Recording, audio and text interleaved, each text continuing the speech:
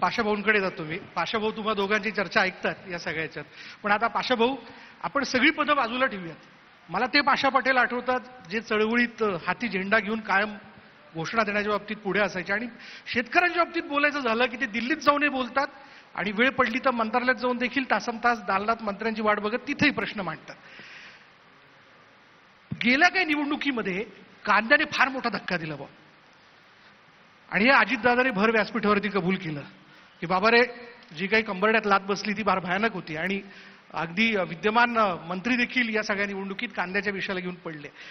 कांद्याच्या संदर्भातलं आयात निर्यातीचं जे काही धरसोड धोरण आहे सरकारचं, ते केव्हा बदलणार आहे आणि ते बदललंय का? बदललं असेल तर त्याचा शेतकऱ्यांना फायदा होणार आहे का? आणि दुसरं, अजूनही राज्यामध्ये असं दिसून येतं शेतकऱ्यांशी चर्चा करताना की ते जे पिकवतायत त्यावरती प्रक्रिया करणारे उद्योग, म्हणजे खास करून हिंगोलीत जाल तर हिंगोलीसारखी हळद या संबंध जगात कुठेही पिकत नाही, ती हिंगोलीत पिकते. इतकी उत्तम हळद आहे. सोयाबीन उत्तम तयार होतं, कापूस उत्तम तयार होतो आपल्याकडे, पण त्याला बाय प्रोडक्ट म्हणून पुढे आणण्याकरता किंवा त्याच्यावर प्रक्रिया करणारे जे उद्योग हवेत ते मात्र दिसत नाहीत. असं का? नमस्कार. खरं तर मी या दोन प्रश्नाचं उत्तर द्यायच्या आधी उद्योग मंत्र्याच्या अधिकारामध्ये हस्तक्षेप करतो मी. बरं, त्याचं कारण असं आहे की आपण म्हणलात की उद्योग बाहेर गेले, आत आले वगैरे वगैरे सगळ्या गोष्टी मी ऐकल्या. मी उद्योग मंत्र्यांच्या वतीनं उद्योग मंत्री केलेलं एक उद्योग सांगतो आणि नंतर मी तुम्ही विचारलेल्या प्रश्नाकडे जातो. कदाचित लक्षात घ्या, तुम्ही सगळे म्हणजे मोठी माणसं आहात. एक गोष्ट लक्षात घ्या, कदाचित जगामध्ये एक उद्योग मंत्री असेल ज्या राज्याचा, ते राज्य आहे महाराष्ट्र आणि त्या उद्योग मंत्र्याचं नाव आहे उदय सामंत. समजून घ्या. म्हणजे मी उद्योग मंत्र्याच्या बाजूला बसलोय, चमचेगिरी करून काही योजना वगैरे काढायचे. माझ्यासारखा तोंडाळ माणूस जगात नाही. मी कुणाला बी हाणतो, समोर बी हाणतो, मागे बी हाणतो. मी भाऊ काय मागायचं असेल मागून घेऊ शकतो. ऐका ना, का यासाठी लक्षात घ्या तुम्ही सगळ्यांनी. मी आदरणीय माझे मित्र बच्चू कडूंना पण माझी विनंती आहे की आपण पक्षभेद विसरून माणूस म्हणून काही कुठल्या तरी व्यासपीठावर माणूस, एवढीच अपेक्षा आहे तुमच्याकडून. हा, माझ्याकडून. हो ना, हो ना, हो ना. तुम्ही सज्जन झालात त्याच्याबद्दल मला अभिमान आहे की तर हे आपण पहिलं हे तयार करू. बघा, मी उदय सामंतांचं कौतुक का केलं 1 मिनिटात संपवतो. 1750ला पहिलं इंजिन ग्लासगो शहरामध्ये जे सुरू झालं ते कशासाठी, तर माणसाचं जीवनमान उंचावण्यासाठी, माणसाला लागणाऱ्या वस्तू निर्माण करण्यासाठी औद्योगिकरणाची सुरुवात झाली. 250 वर्षामध्ये या उद्योगांनी काय उद्योग केले लक्षात ठेवा. उद्योग म्हणजे ह्या उद्योगांनी काय केलं, हवेतलं ऑक्सिजन खाल्लं, कार्बन सोडलं, तापमान वाढवलं. आता वेळ काय माहितीये का, कारखान्यामध्ये तयार झालेली वस्तू वापरायला पृथ्वीवर माणूसच शिल्लक राहणार नाही अशी परिस्थिती तयार झालेली आहे. ही परिस्थिती बदलावी लागणार आहे आणि ही परिस्थिती बदलण्यासाठी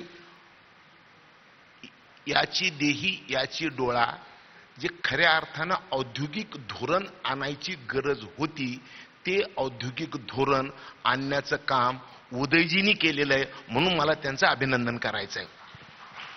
उदाहरणार्थ सांगतो, बच्चू कडू साहेब, मी त्यांच्याकडे बघत नाही की तुम्ही प्लॅस्टिक बंद करावं लागणार आहे, ॲल्युमिनियम बंद करावं लागणार आहे, लोखंड बंद करावं लागणार आहे.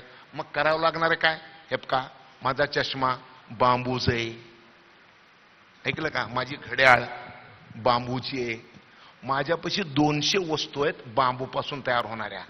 ज्या वस्तू शेतीमध्ये पिकणाऱ्या मालातून तयार होतात आणि गावातला माणूसच ते तयार करू शकतो, हे सोडून टाटा, बिर्ला, मफतलाल, गोयंका ह्यांनी करायची काही गरज आहे का?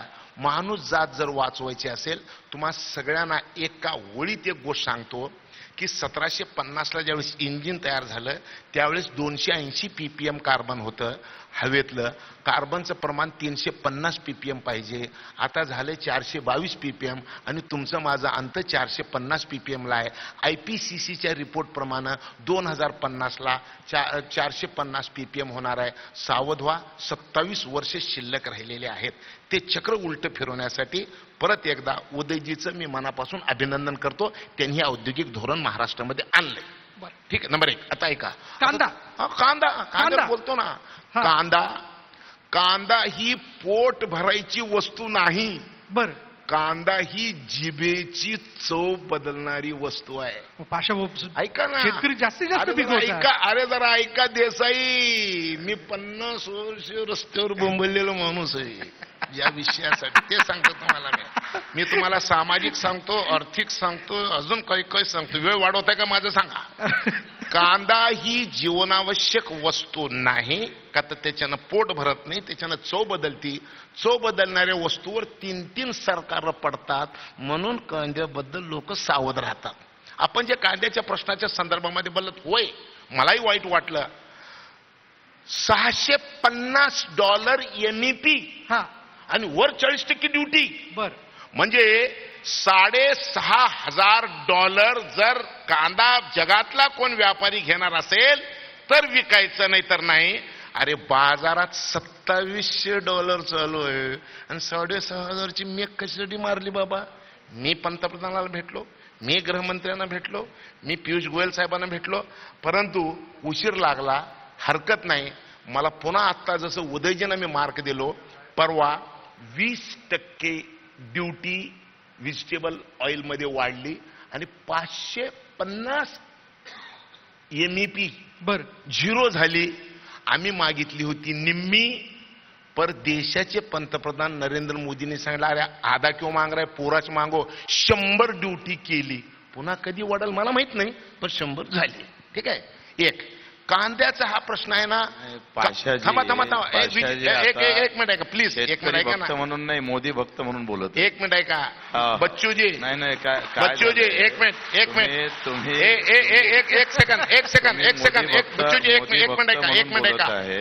इमानदारीनं कबूल करा. $6,500 MEP. मी जर मोदी भक्त असतो तरी असं का लावलं असं म्हणलो नसतो. मी म्हणलोय. एक मिनिट ऐका. मी सुरुवातीला सांगितलंय. किती झालं ते मी सांगा. सुरुवातीलाच म्हणलो म्हणलोय मी चुकलं ते चुकलं. निर्णय चुकला.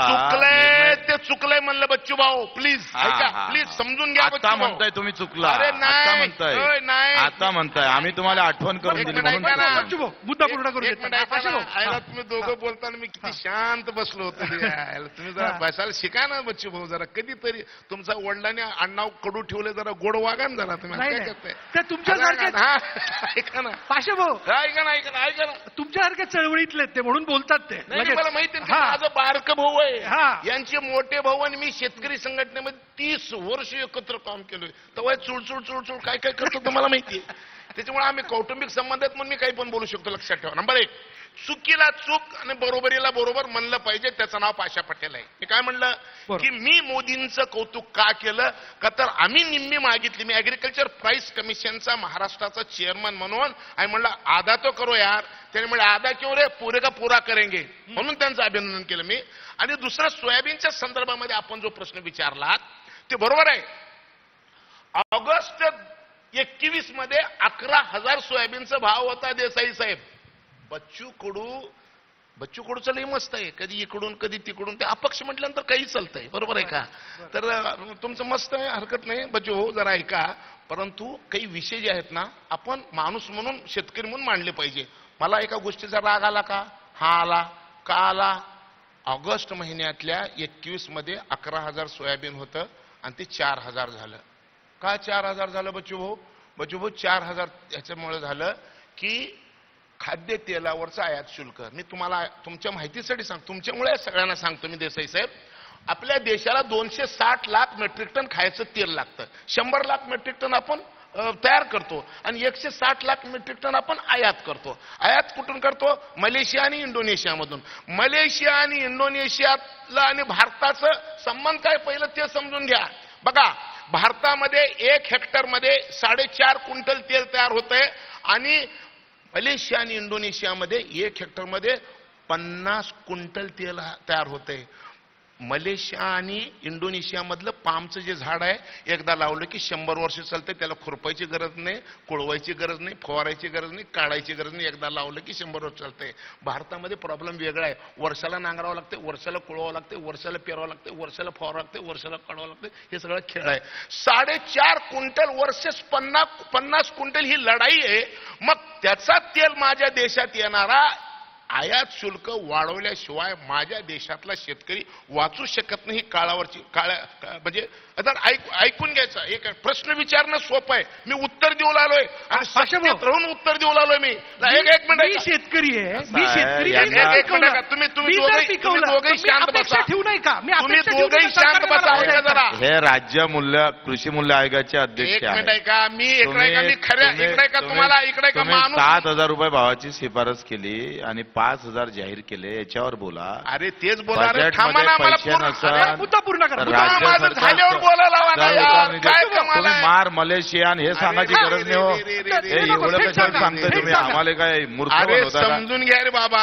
हे माझ्या राजा. भाव मिळाला की नाही मिळाला? पाशाभाऊ, जरा एक मिनिट तुम्ही सांगा मला ना. एका प्रश्नाचं त्याला सांगा उत्तर ना. द्या. एक मिनिट ऐका. आता 7,000 भावाची एक शिफारस मिनिट यांनी ऐकून घ्या. केली. एक मिनिट ऐका जरा. एक मिनिट ऐका जरा. मी सरकारनं 5,000 जाहीर केले. बरं, उद्योगमंत्र्यांना बोलायचं. 2,000 रुपयाचा फरक भरून ऐका ना. कसा काढून ते अरे सांगा. तुम्हाला खरं ऐकायचं का नाही? नाटक नाही करायचं. मला खरं काय चाललंय आणि खरं काय व्हायला पाहिजे आणि कसं होतंय या तिन्ही गोष्टी सांगणारा प्रथम पुरुषी एक वचनी माणूस कोण असेल तर त्याचं नाव पाशा पटेल. मला मंत्री महोदयांना अजून नीट ऐका. अजून विचारायचं नाही, आहे. एक मिनिट थांबा. माझं पहिलं सोयाबीन हा, पूर्ण हा, करतो. हा, हा. ऐका. आम्ही सोयाबीनला शेतकऱ्याच्या मनात जे भाव आहे ते भाव मिळण्यासाठी मी आयोगाचा अध्यक्ष म्हणून 35% इम्पोर्ट ड्युटीची मी शिफारस केली होती केंद्राला. ऐकाव जरा. बरं बोला ना, बोला अरे ना. ऐका ना. केंद्र सरकारने दिले किती? 20 ड्युटी वाढवली. मी मागितली किती होती? 35 जर मिळाली असती आणि माझ्या काही ज्या सूचना होत्या ते जर झाल्या असत्या तर आता जे काही शेतकऱ्याच्या मनामध्ये राग आहे ते राग झाला नसता. त्याचा राग आम्ही भोगलो. बच्चू कडू साहेब तुम्हाला बोलून काही नाही. आम्हाला लोकांनी निवडणुकीमध्ये झटका दिला. जरा ऐका. अरे ऐका. अजूनही पाळन तुम्हाला. अरे ऐकावं जरा ते. हे बघा इकडे का. तुम्ही जसं बोलला ना तसं मी जर बोललो ना तर मी तुमच्यापेक्षा वात्रट आहे. पाशाभाऊ, इकडे का. माझं आम्ही इकडे तयार का. आहोत. पाशाभाऊ, आम्ही तयार आहोत. माझं नाव करून पाशाभाऊ, असताना त्यांनी मी कडू अमरावतीत आहे. करून दाखवलं. त्यांनी अमरावतीत करून नाही, दाखवलं. काय म्हणाला? माझी एक विनंती आहे. हा कार्यक्रम तुम्ही दोघांचाच ठेवला असता तर अजून चांगलं झालं. नाही मला बोलू द्या ना. तुमच्या खात्यात नाही, पाशाभाऊ, ऐका. मुद्दा पूर्ण करा. मी आकडेवारी शिवाय शास्त्राशिवाय दुसरं शास्त्र बोलणार आणि नाही. आकडेवारीची गरज नाही. नाही, नाही. 7,000 रुपये भावाची यांनी शिफारस केली. केंद्रानं 5,000 केले. 2,000चा घाटा कसा भरून काढणार ते हा सांगा. बिलकुल. माननीय बच्चू कडू आता साहेब. मार्केटले भाव माननीय 4,000 बच्चू कडू साहेब जरा ऐका जरा अजूनही ऐका. खरेदी केंद्र सुरू थोडक्यात केलं मला उत्तर द्या. नाही. अजूनही खरेदी शेतकऱ्यांच्या केंद्र सुरू केलं पिकाला नाही. योग्य भाव मिळण्यासंदर्भातलं जे दुष्टचक्र जे अजूनही संपलेलं नाहीये ते संपणार आहे की नाही मला सांगा. हे सांगू नका तुम्ही. हे बघा. हे मलेशियांना सांगायचं मग काय केळण धतुरा सांगायचं. अहो, ते अरे काय असं काय भारतातलं यार? सांगा. भारतातलं एक मिनिट ऐकून घ्या. प्रेक्षकांना पाशाभाऊ ते लक्षात येत नाही. एक तुम्ही सगळं थेट सांगा. घुमवाचं काम हे भाजपमध्ये असल्यामुळे इतकं ते पोथीपारायण मानत असतात. या छू पाछू बरं करत चला मी राहतात. पाशाभाऊ थोडक्यात मला उद्योगमंत्र्यांकडे यायचं. पाशाभाऊ नाही एक मिनिट ऐकून घ्या. उतरंड जर समजून घेतली नाही तर तुम्ही आयुष्यभर बोंबला तुमच्या पदरात काहीच पडणार नाही. नीट ऐका. तुम्ही केंद्राच्या पाशाभाऊ, कमिटीनं तुम्ही करा. आम्हाला नको एक- सांगू. एक मिनिट का. माझा ऐका. मी एका ओळीत सांगितलं 260 लाख मेट्रिक टन ज्या देशाची गरज आहे तो देश 100 लाख मेट्रिक टन तयार करतो. 160 लाख मेट्रिक टन आयात करतो. म्हणून आयात निर्यातीची भाषा बोलली पाहिजे जर शेतकऱ्याचं भलं करायचं असेल तर. बघा तोंडी बोलणं सोपं आहे आणि गणित करून सोडवणं कांद्याचे भाव वाढले तर निर्यात बंदी केली. आणि- पुढच्या सत्रामध्ये मी बच्चू कडूला कुठल्याही विषयावर बोलू देणार नाही असं जर असेल तर. हे बघा, हीच पद्धत त्याला असेल मुद्दा पूर्ण करू ना द्या. तर माझं पण देसाई माझा आहे का. इकडे का डिस्टर्बच जर करायचं असेल तर माझं नावच डिस्टर्ब आहे. मी सज्जनासारखं वागलो तर मला Yes. समजून घ्या ना. शेतकऱ्यासाठी बोला. विशाल शेतकऱ्यासाठी परदेशीचा प्रश्न बोला. आहे तुम्हाला. विशाल परदेशीचा प्रश्न आहे तुम्हाला. एक मिनिट ऐका. मी काय म्हणलो ऐका. काय म्हणलं म्हटलं विशाल परदेशीचा प्रश्न आहे तुम्हाला. विशाल परदेशीचा हा की हे योग्य भाव मिळणार आहेत की नाही? हा, योग्य भाव द्यायचं काम राज्यात नसतं. योग्य भाव द्यायचं काम कॉमर्स मिनिस्ट्री नंबर 1, अन्न नागरी पुरवठा मिनिस्ट्री आणि कृषी मंत्रालय, 3 मंत्रालयाबरोबर एक ग्रुप ऑफ मिनिस्टर्सची मीटिंग असती. त्याचं चेअरमन आता सध्या अमित शहा साहेब आहेत. हे कोणालाच ऐकायचं नाही आहे. मला एक तुम्ही मिनिट त्यांचा ऐका. प्रश्न एक- काय एक- आहे? नाही तुम्ही मला- प्रश्न मला बघून तुम्ही राहिले. प्रक्रिया प्रश्न नका नाही, एक करू. मिनिट ऐका. एक पाशा भाऊ, माझा नाही, प्रश्न थांबा आहे. थांबा देसाई, एक मिनिट ऐका. विशाल परदेशीचा प्रश्न आहे तुम्हाला. हो, परदेशी विशाल हा. परदेशी माझा प्रश्न आहे तुम्हाला. तुम्ही परदेशासारखं वागू नका. परदेशी मी काय म्हणालोय, माझं- का विषय जर समजून घ्यायचा असेल, रानावर बोलायचंय तर मला रानावर बोलता येतंय. मी तुम्हाला त्याचे पाशाजी तुम्ही सांगा 15% नफा भरून शेतकऱ्याला भाव भेटला पाहिजे का याचं उत्तर द्या. बच्चू भाऊ किमान पाशा भाऊ 50% नाही, नफा ऐकून देऊन घ्या. 50% कुणालाच नफा बोलू देऊन देणार भाव नाही. ऐका, दिवस पाशा मोदीजीनं भाऊ. वचन नाही, दिलं नाही, होतं. ऐका ना, ऐका ना. 50% नफा लेकर भाव पाशा भाऊ, देंगे. उत्तर द्या. 50% हो, 100% पाशाजी. मिळणार. मिळणार. बघा मतदान करणार. मिळणार. शेतकरी यंदा पुन्हा मतदान 50% करण्याचा नफा विचार धरून करणार. भाव देणारा पण ठीक- वचननामा होता तुमचा. मला उद्योग मंत्र्यांकडे यायचंय. ओ पाशाजी पाशा भाऊ, ऐका. 50% नफा धरून भाव देणार होते. 15% पण देऊन नाही राहिले तुम्ही. तुम्हाला 15% पण देऊन नाही राहिले. याची माफी मागा पहिले तुम्ही शेतकऱ्याची. तुम्हाला लोकाला शान होऊ द्यायचं का तुम्ही नाही? शेतकऱ्याची माफी मागा पहिले. एक मिनिट ऐकून घ्या. तुम्ही बोलत असताना मी मधात बोललो नाही. थोडक्यात पाशा भाऊ पूर्ण करा मुद्दा. पूर्ण बोला. करा. थोडं हा हा पूर्ण करा. सांगू तुम्हाला? हा, योग्य नीट भाव ऐका. मिळणार. नीट ऐका. आता सांगतो तुम्हाला. सोयाबीनचा प्रश्न जर सोडवायचं असेल हा तर मी आता काल माननीय पंतप्रधानांना एक पत्र लिहिले. बरं त्यांनी पत्र लिहिले. हा पत्र लिहिले पुढं. आता मी खऱ्या अवकातीवर उतरेन. आपल्याला विषय जर कळत नसेल तर बोंबलून काही मिळत नसते. अहो, लक्षात आराय ठेवा. करू नका हो. एक डायरेक्ट मिनिट ऐका. सांगा. पत्र लिहिलंय, पत्र लिहिलंय. जिथं प्रश्न मिटते हा. तिथं मी काय मागितलंय ते तुम्हाला सांगतो. हा सांगून द्या. हा मी सांगितलंय की देशामध्ये सोयाबीनचा प्रश्न तयार व्हायला त्याला सगळ्यात महत्वाचं कारण आहे की आमच्या देशामध्ये 90 lakh metric ton D oil cake सोयाबीनची तयार होती. डी ऑइल केक म्हणजे पेंड. आमच्या देशामध्ये 60 लाख मेट्रिक टन ही कोंबड्याला डीओसी लागते. 10 लाख टन ही गाईला जनावराला लागते. 20 लाख मेट्रिक टन शिल्लक राहते.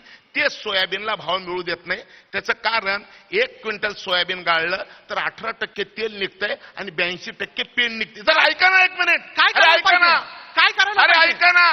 ही पेंड निर्यात केल्याशिवाय, एक मिनिट ऐका, ही पेंड निर्यात झाल्याशिवाय सोयाबीनला भाव मिळू शकत नाही. परंतु यावर्षी नवीन प्रश्न तयार झालाय. मक्यापासून इथेनॉल तयार करण्याची जी इंडस्ट्री तयार झालेली आहे, मक्याची डी ऑइल केक सुद्धा पोल्ट्रीवाले आपल्या कोंबड्याला खाऊ- मक्याचे भाव पण कमी आहे. बरं मी रोजगाराकडे येतो. अरे, मी रोजगाराकडे हे, येतो. याला पाशा काय भाऊ. अर्थ आहे? पाशा भाऊ.